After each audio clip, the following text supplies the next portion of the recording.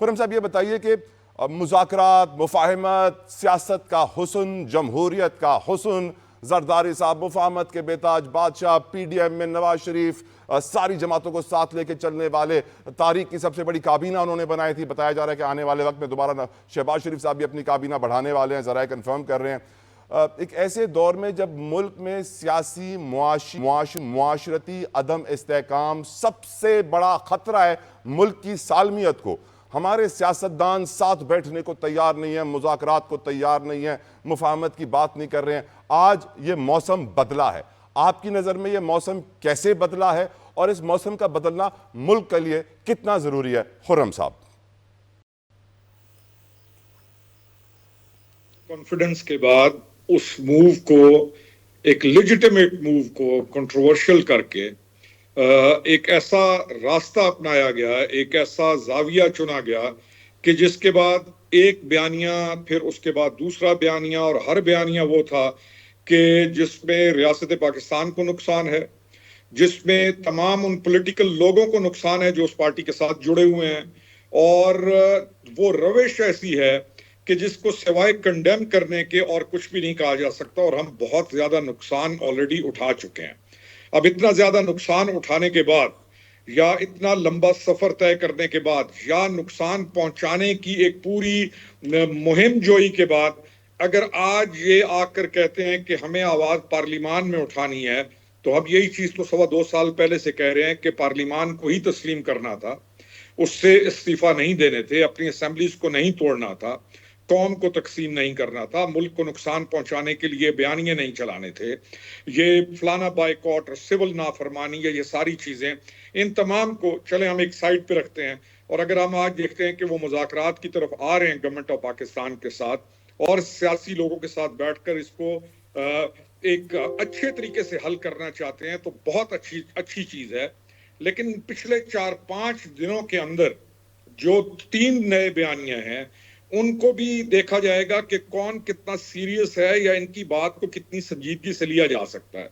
कि आपने ओवरसीज को कहा कि पाकिस्तान को पैसा ना भेजें, आपने पाकिस्तान की प्रोडक्ट्स के बाइकआउट का कहा हुआ है, आपने सिविल नाफरमानी का कहा हुआ है। तो आई डोंट नो कि ये समझते हैं कि ये ऐसा प्रेशर है जिससे गवर्नमेंट प्रेशर में आएगी, या बाकी पार्टीज प्रेशर में आएंगी, या इदारे प्रेशर में आएंगे, या ये आज खुद प्रेशर में आ गए हैं कि इनको वो लेजिटिमेट चीज जो इनको बहुत पहले अडॉप्ट करनी चाहिए थी, आज क्या उस प्रेशर के अंदर आकर इन्होंने अच्छाई की बातें सोचना शुरू कर दी हैं, या एक जो पॉलिटिकल जैसे डायलॉग होता है या पॉलिटिकल इश्यूज को पार्लियामान के अंदर ही हल किया जाता है, वहां पर ले जाने की कोशिश कर रहे हैं। तो लेट्स सी, अभी तक इतना एतमाद तो नहीं किया जा सकता, ना इतना एतबार किया जा सकता है इन पर, क्योंकि इनकी वो एक मिसाल है कि धूप छांव नहीं है। यानी आप कह रहे हैं मुज़ाकरात कितने संजीदा हैं, इसमें डाउट्स हैं आपको? डेफिनेटली। और किसकी साइड से? हुकूमत की साइड से, PTI की साइड से? खुर्रम साहब, नॉट एट ऑल, हुकूमत की साइड से कोई डाउट नहीं है। डाउट आएगा PTI की साइड से। उसकी एक मिसाल दे देता हूँ कि परसों जो है उमर अयूब खान ने कहा कि हम मुज़ाकरात करेंगे, चाहे हमें फरिश्तों से भी करने पड़े, इंसानों से भी करने पड़े। तो after 4 hours barrister Gauhar Khan ने उसकी कंप्लीट नफी की और कहा कि जी ये मुज़ाकरात का जो सिर्फ और सिर्फ जो है वो बानी PTI कैन डू इट, ये चीज की हम नफी करते हैं। 4 घंटे बाद असर कैसर साहब ने मौलाना फजल रहमान खान के साथ एक मुहिम चलाने का ऐलान कर दिया PTI की जानिब से। तो चौथे घंटे में जब फैज हमीद साहब की खबर ऑन एयर हुई और चली, तो उसके बाद बैरिस्टर गौहर खान का अपना आ गया कि हम मुज़ाकरात को तैयार हैं।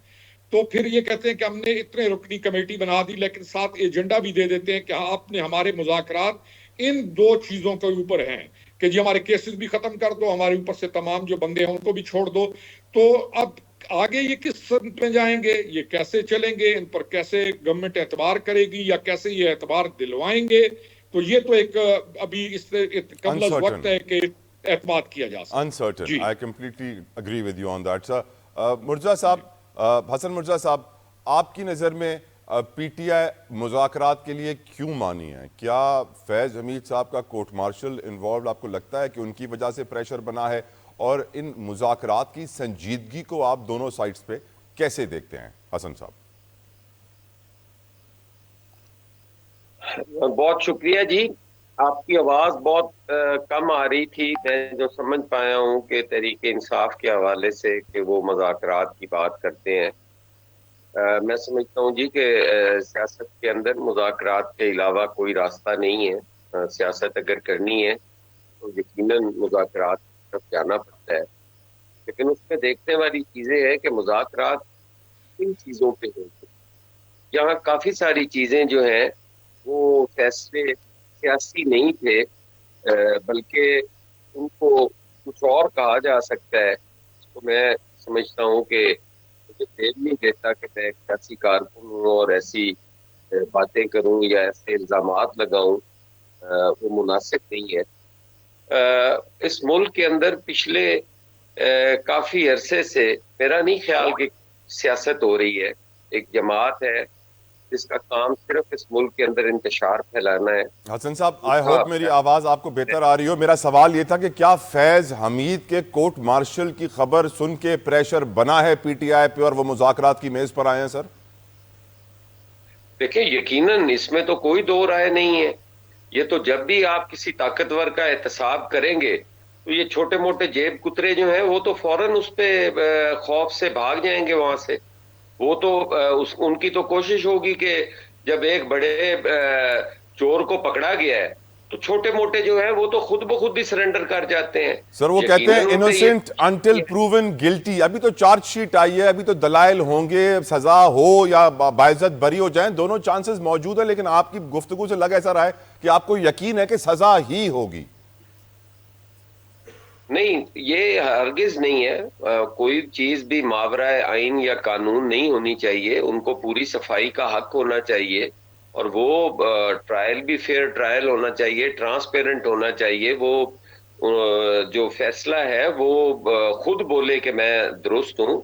मैं ये हरगिज नहीं कह रहा कि मैं इस पे हूँ कि वो फौरन सजा हो जाएंगे, और ऐसी कोई बात भी नहीं है। ना हम किसी खुशफहमी में रहते हैं, ना ही मैं तो इतने संभल के बात करता हूं कि अभी मैंने थोड़ी देर पहले आपसे यही अर्ज की है कि मुझे तो ये नहीं है, मैं माशाल्लाह। सियासी कारकुन हूं। मैं तो किसी पे भी कोई ये फतवा या हसन साहब, इन ऐसा कुछ पे मुज़ाकरात नहीं की बांट सकता। संजीदगी, मुज़ाकरात की संजीदगी को आप कैसे देखते हैं from both the side sir?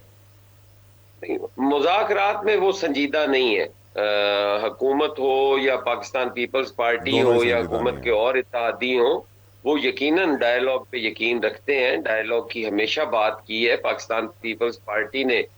तो मेरा ख्याल है इलेक्शंस के रिजल्ट आने के बावजूद, तमाम तर तहफुजात के बावजूद, ग्रैंड डायलॉग की बात की थी कि हमें बातचीत के जरिए आगे बढ़ना चाहिए। हम बातचीत से हम तो नहीं भागते, और उनकी किसी चीज पे एतमाद नहीं है। वो तो महमूद अचकजई साहब जैसे सीनियर सियासतदान को एक वक्त में ये मैंडेट देते हैं कि जाओ डायलॉग करो, और चंद लम्हे के बाद वो कहते हैं कि हमने तो नहीं कहा इन्हें डायलॉग करने के लिए, हम तो इन लोगों से डायलॉग करेंगे ही नहीं, हम तो फलां से डायलॉग करेंगे, हम तो एस्टेब्लिशमेंट से बात करेंगे। ये तो कठपुतलियां हैं, ये पार्लियामान रबड़ स्टैंप है। कल तक जिस पार्लियामान को चोरों की हमाजगा और रबड़ स्टैंप कहते थे, आज उसी पार्लियामान में बात करने की बात करते हैं। तो उसके उनके किसी बयानिए को सच नहीं माना जा सकता। वो अपने मफादात की खातिर अपना बयानिया बदलते रहते हैं। Right sir. रोखड़ी साहब, एक जो खबर चल भी रही है काफ़ी प्लेटफॉर्म्स पे कि फैज़ हमीद साहब से लाताल्लुकी का इजहार कर दिया पाकिस्तान तहरीक इंसाफ ने, और अगर फैज़ हमीद साहब भी यही लाहे अमल इख्तियार करें और वो बन जाएं सुल्तानी गवाह और स्टेटमेंट दे दें कि हाँ पीटीआई ने और इमरान खान ने मुझसे ये गलत काम करवाए हैं, तो ना उनको सज़ा होगी और फिर इमरान खान और पीटीआई का हाल देखने वाला होगा। आप इस नैरेटिव पे क्या कहेंगे? देखिए, पहली चीज तो यह है कि पीटीआई उनसे लाताल्लुकी का ऐलान कर ही नहीं सकती, जबकि बानी पीटीआई ने फैज हमीद को अपना एसेट, सबसे स्ट्रॉन्गेस्ट एसेट, वो ऑन रिकॉर्ड है ये सारी चीजें।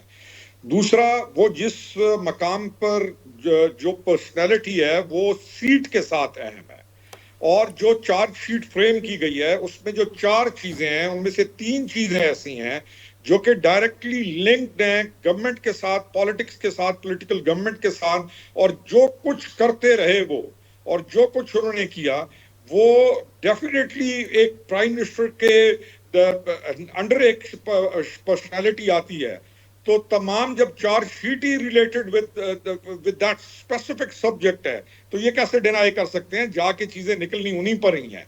अब ये डिनाई करें या कहें कि हम नहीं थे, तो ये थे, इन्होंने मिलकर काम किया, और इन्होंने जो कुछ किया, ये एक प्लेटफॉर्म पर थे, एक टेबल पर बैठ के ये डिसाइड करते थे। जो पाकिस्तान का राइज कानून है उसकी भी तब्दीली चाहते थे कि ये बंदा किसी तरीके से यहां से ना जाए। तो ये नहीं हो सकता कि फैज हमीद और ये अलहदा गर्दाने जाएं, चाहे आज ये कह भी दें कि जी हमारी लातवालकी है, तो ये वो बंधन है जो लातवालकी से नहीं टूटेगा। इनके एक दूसरे के साथ कड़ियां मिलती हैं, और जो इंक्वायरी होनी थी वो हो चुकी, और जो आगे चलनी है वो आने वाली है, और वो ऐसा प्रेशर है जो इनके ऊपर है, जिसकी वजह से इन्होंने 24 को भी ये निकले। Right sir. जी।